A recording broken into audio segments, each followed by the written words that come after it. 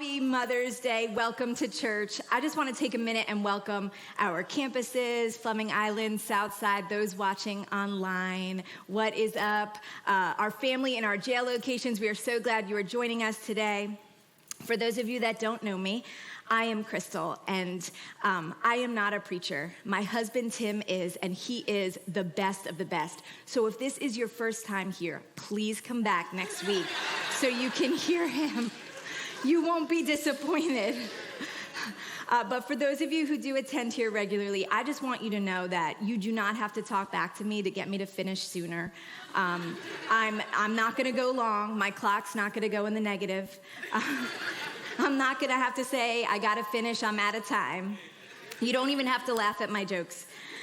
So last year, I stood up here to an empty room because we were in the middle of COVID lockdown and we weren't meeting in person. And while it was nice to not have to get up here in front of everyone, because if you don't know, this is nerve-wracking for me, and I am hyperventilating in my chair before I come up here and go through a lot of Imodium. But honestly, I'm just grateful this year to see people, to see your faces. I missed you. And it is an honor for Tim and I to serve God alongside each and every one of you. So I told you, I don't practice with the clapping. You don't need to. So I always like to show a picture of my kids when I get up here because I tell stories about them, and they're cute. So I've got a picture that we're going to put up there. Oh, they're so cute. Look at them. I know. That's Noah. He is our oldest. He's 9. And we've got Abby. She's over there. She's 8. Elijah is 6. I always have to think. There's a lot of them. And Micah is 3. She's our baby. And they really are the cutest. I remember when I was a little girl, I used to pray, Jesus, please don't come back until I get married and I have a lot of kids. And I am living that prayer out. It is such a blessing to be their mom. So we're in this series called Old School. And Tim has been preaching through different iconic stories in the Bible, and it has been so good. And I just love this series because I grew up old school. The kind of old school that went to harvest parties because we weren't allowed to celebrate Halloween. It was considered the devil's holiday. We would hand out tracts instead of candy. And right now, if you're wondering, what's a tract? You're probably not old school. I went to Sunday school. I didn't have Sister Mildred, but I had Sister Sarah and Sister Linda, and they would be proud of this flannel graph right here. So this year, the word endurance has been on my heart. Running the race to the end. Because I feel like over the past year, I had the life sucked out of me. I felt like I was part of a marathon with no end in sight. I lost purpose, I lost joy, I lost passion. I felt like I was a boxer in a boxing match and I was just one punch away from getting knocked out. I felt like giving up. And I feel like at some point in all of our lives, we can feel this way, like quitting. Quitting our marriage, quitting our job, quitting church, quitting life. We're done, we're spent. We're tapped out. We're tired. Tired of the division in our country, tired of the hate, tired of the sickness, tired of the results, tired of the pain.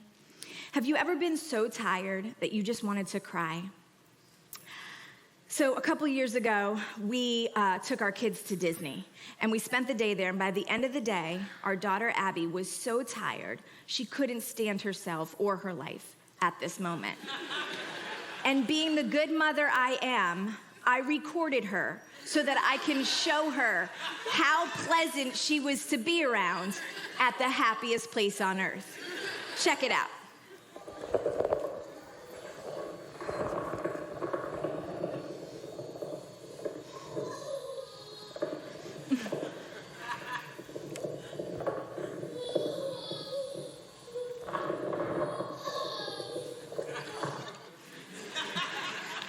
My videographer skills leave a little bit to be desired, but I feel like I have been there several times this year, just like Abby, fatigued, mentally, physically, emotionally, spiritually, exhausted. So today we're going to go old school into the book of Genesis to the story of Joseph. And this story goes through 13 chapters. And so for the sake of time, and so that we're not here until next Mother's Day, I'm going to give you the abbreviated flannelgraph version. So we've got this guy named Jacob, and he has 12 sons. I only have 3 because there's not room on this flannelgraph, and we do not have enough money in the Sunday school budget for more characters. But they don't even matter. All that matters is this guy named Joseph, because Joseph was Jacob's favorite. And I don't know if any of you have ever experienced being the favorite kid before, but I have. And you want to know what's fun? Being the favorite. You want to know what's not fun? Not being the favorite. Ask my sister. And so because Joseph was Jacob's favorite, he gifted him with this coat of many colors that he is wearing. And I'll be honest, if I came home one day and I got Micah a gift and didn't get anything for my 3 older kids, it wouldn't go over well in my house. So needless to say, his brothers hated him for this. Joseph was a dreamer. And one night, God gave Joseph a dream that one day his brothers, along with his mother and father, would one day bow down to show him honor. And Joseph has this brilliant idea to tell his brothers about this dream. Now, in hindsight, that was probably a mistake. They're already jealous of him. He's dad's favorite. He's got this killer coat. But now, hey, guys, one day I'm going to rule over you and you're going to bow down to me. And it's just not the most smartest. But kids do this. Micah does it. She's the only one. She's our youngest, and she's the only one that's still home with us during the day. And so Tim will take her on some daddy-daughter dates. And we go to pick the big kids up from school. And the moment they open my car door, Daddy took me to Chick-fil-A. Daddy took me to the park. Daddy bought me a Barbie. And I'm like, why? Why do you do this? Do you want them to hate you? It doesn't make sense. Anyway, Joseph probably should have kept this dream to himself. But one day, Jacob sends Joseph to give his brothers a message. And as his brothers see him approaching, they start devising this plan to kill him. But one of his brothers decides, he's this guy right here, he's the smart one. He's like, hey, let's not kill our little brother. Instead, let's just sell him to some guys headed toward Egypt. So they take his coat, they tear it, they dip it in some blood, so that when they bring it back to Jacob, it looks like he was attacked by a wild animal. So the men who bought Joseph sold him to a rich man named Potiphar. So Joseph finds favor with Potiphar and ends up becoming his chief servant and entrusted with all of Potiphar's possessions. So Joseph is living the good life at Potiphar's house when the story takes a turn. Potiphar's wife has a thing for Joseph, but he's a man of integrity. She's a married woman. He tells her, I can't be with you. You're married. This doesn't sit well with her. She frames him, lies about him, gets Potiphar to throw Joseph in prison. So now Joseph is in prison, but notice he's still smiling. He's happy. So Joseph is in prison, and while he is in prison, he finds favor with the guards, and he gets entrusted with men in prison. 2 of the men that he happens to be entrusted with are Pharaoh's cupbearer and baker. Both of these men had dreams one night that needed an interpretation for, and Joseph was their guy. He explained what the dreams meant, and both of them came true. For the cupbearer, it was in 3 days you're going to be released from prison. And when he was, Joseph asked him, please, when you get back to Pharaoh, please remember me. So the cupbearer goes back to Pharaoh and forgets all about Joseph. 2 years go by, and Pharaoh has a dream that needs interpretation for, and that's when Joseph remembers, wait a second, there's a guy named Joseph in prison, and he interpreted my dreams. I bet he can do the same for you. So now, Pharaoh sends for Joseph. He ends up back here in the palace. There's a famine in the land, which is what Pharaoh had dreamt about. Joseph interpreted and prepared them for. And now his brothers come looking for food and eventually bow down to Joseph, just like in his dream. They're taking this whole bowing down thing super serious. In Psalm 105, Joseph's struggle is summed up. Until the time came to fulfill his dreams, the Lord tested Joseph's character. Joseph's character was tested until his dreams were fulfilled. And I think a lot of times we want the dreams that God has for us, but not the testing of our character that comes along with it. Wow. In this story, Joseph teaches us the definition of endurance, how to live life through hardships and trouble without giving up. But why do we give up? Why do we get to the end of January and quit on all of our resolutions? What makes us throw in the towel? There's a lot of reasons we're tempted to quit, but I've got two that we're going to talk about today. And the first one is, it's too hard. It's just too hard. Between any dream and its fulfillment, there's always going to be struggle.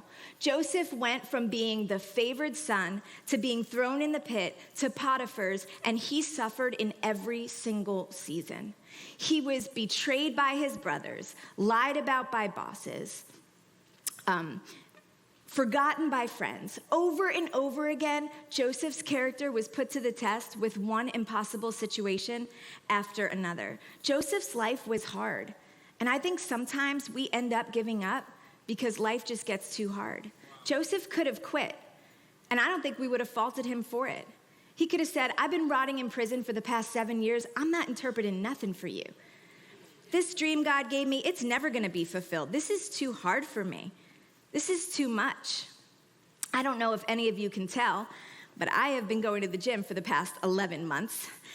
During COVID last year, I was a little less active, so I put on a little bit of weight.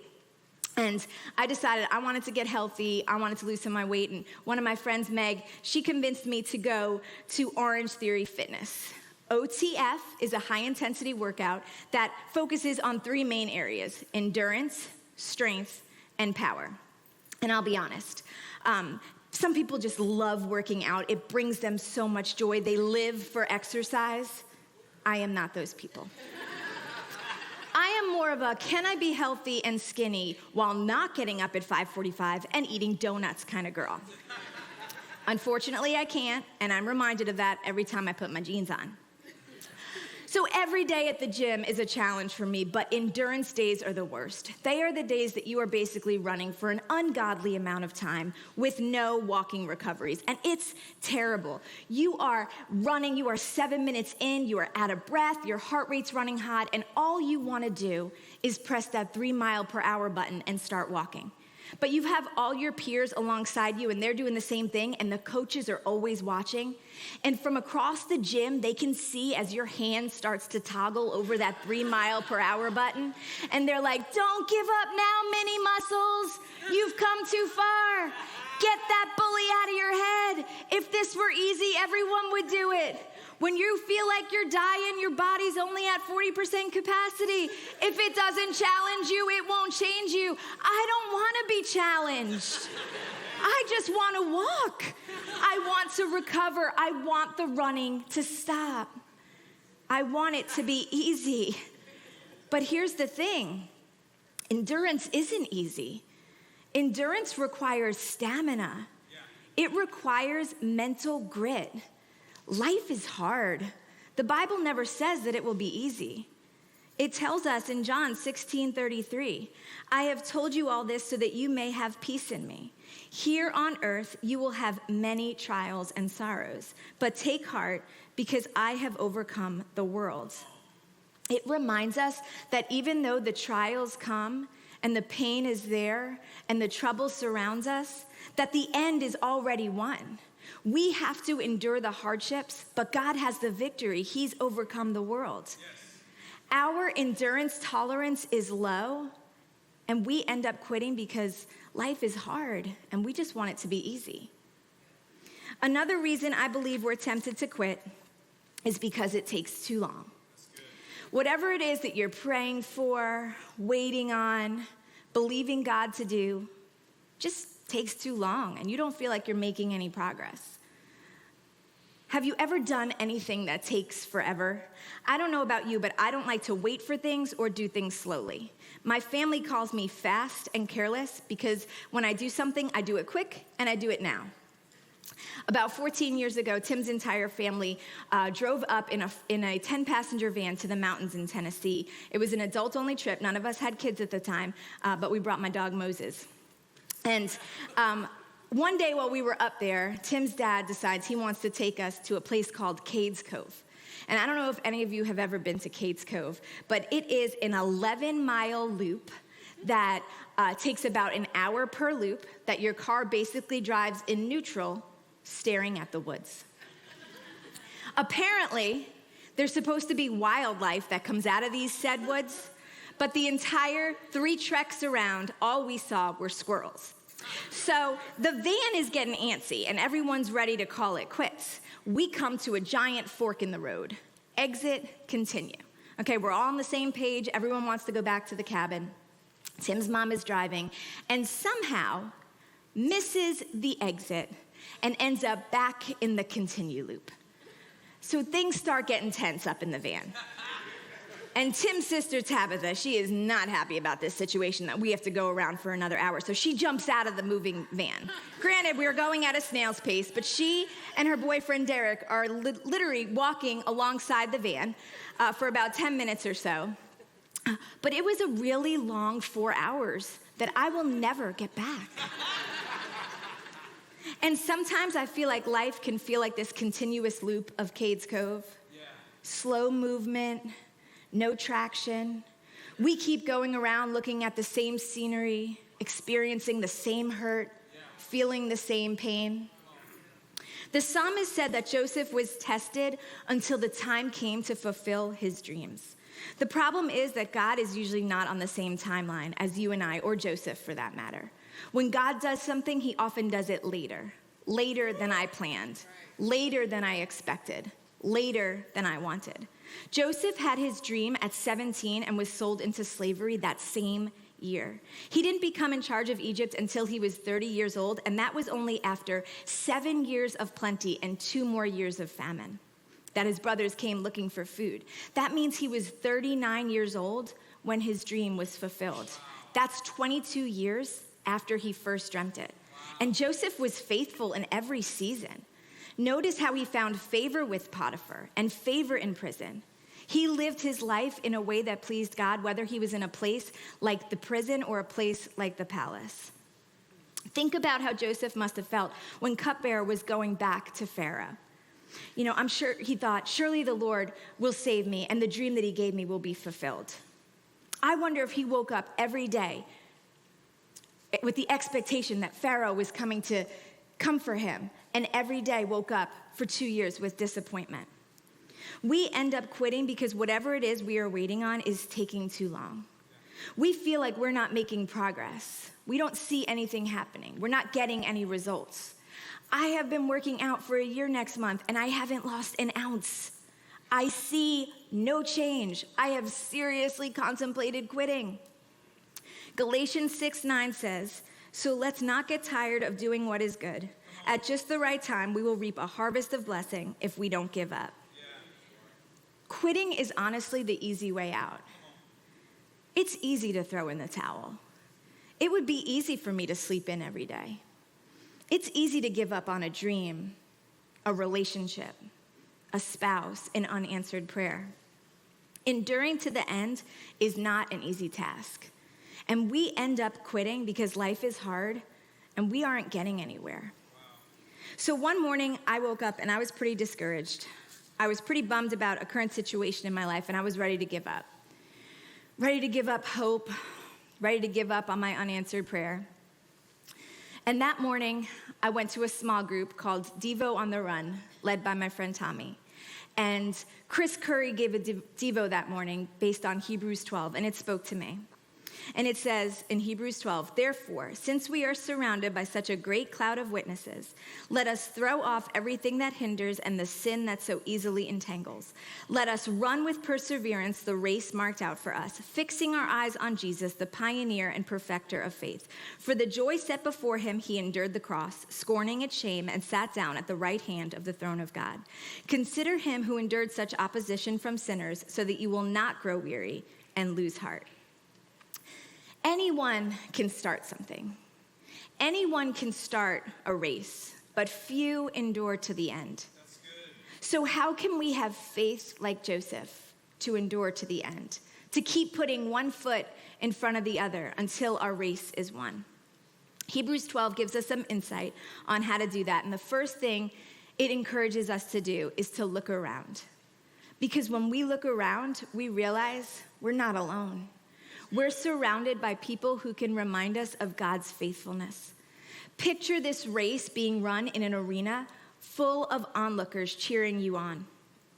These are the people of faith that Hebrews 12 tells us that have come before us, so we could look to them, that if God was faithful then, he'll be faithful now. If God delivered them, he can deliver me. If by faith they endured, then so can I. And not only are we surrounded by those who have lived before us, but we're surrounded by people who are running this race with us. Yes. When we say we're better together, it's true. We were built for relationship. We were built for community. At OTF, there's 24 other people working out with you, doing the same thing, encouraging each other. At the end of the day, you're going to go in the direction and at the pace of the people that you are running with. In Proverbs 13:20, it says, "Walk with the wise and become wise, for a companion of fools suffers harm." So look around. Are you surrounded by people whose faith is an example and encouragement to you?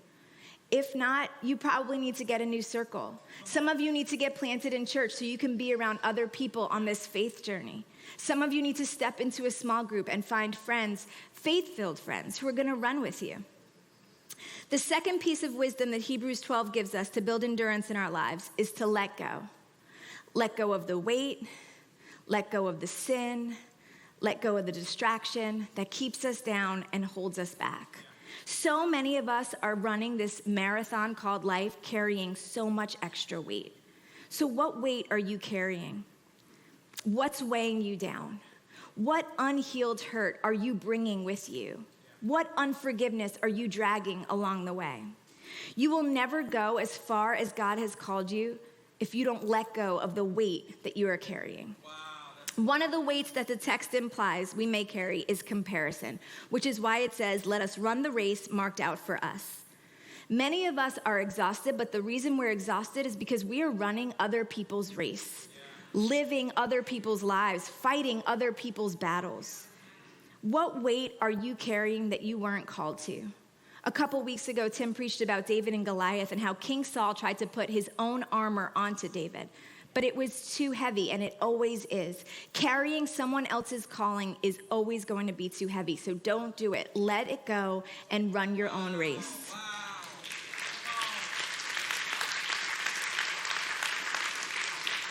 The final and most important discipline that Hebrews 12 teaches us that can produce endurance is to lock in. And more specifically, to lock in on Jesus, to fix our eyes and fix our focus on him. I can be encouraged by people, but I need to be focused on Jesus. I should look around at the people who came before me and those running beside me, but ultimately I need to turn my attention ahead to the finish line, the Alpha and the Omega, my guide and my goal, the author and finisher of my faith. Because people will disappoint. People will get off course. But if I keep my eyes fixed on Jesus, I'll get to where I'm going. Your future goes where your focus goes. So fix your focus on Jesus. Because the world is always in our face, trying to get our undivided attention.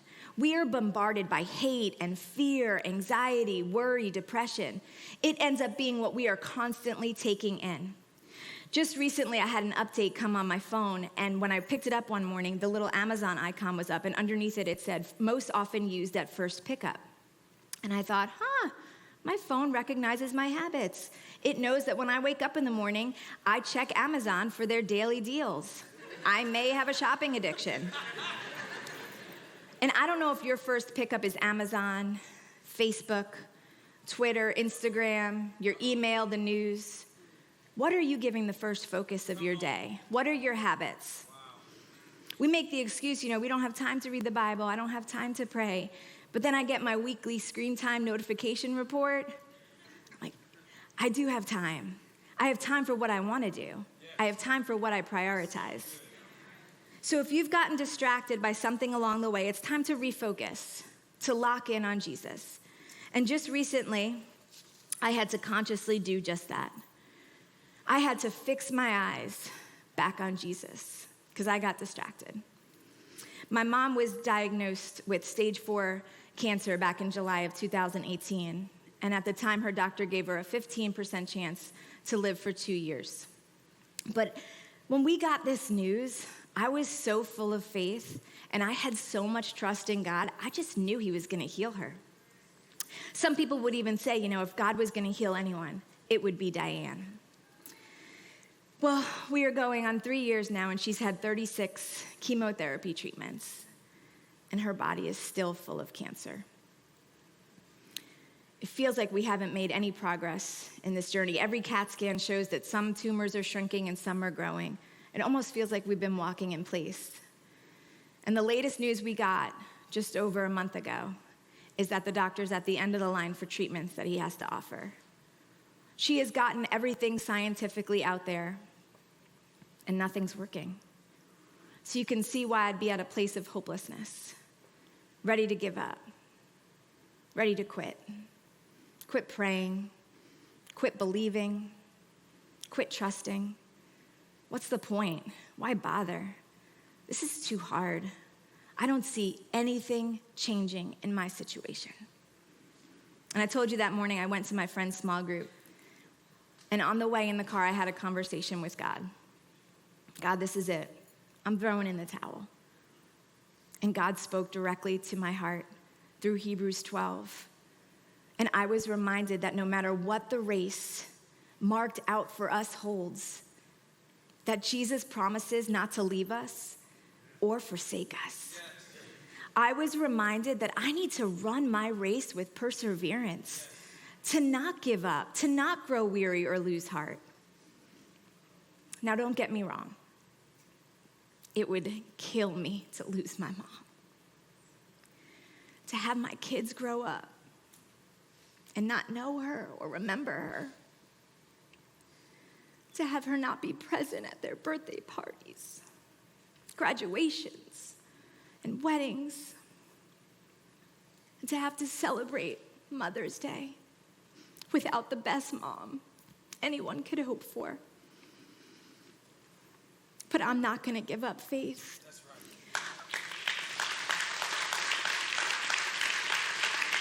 I'm going to have the faith like the 3 Hebrew boys that dared to say, even if God doesn't do what I know he can do, even if it doesn't turn out the way I hoped, even if it's hard and even if it takes too long, my hope is in Jesus. I am going to fix my eyes and fix my focus on the one who loves me, who gave himself for me. Even if life is hard, God is good. Even if the cancer doesn't go away, God is good. Even if my heart breaks, God is good. The Bible says, surely goodness and mercy shall follow me all of the days of my life. His goodness is there all the days of my life. So in every season, in every struggle, in every situation, I can sing, you are good. In the morning I'll sing, you are good.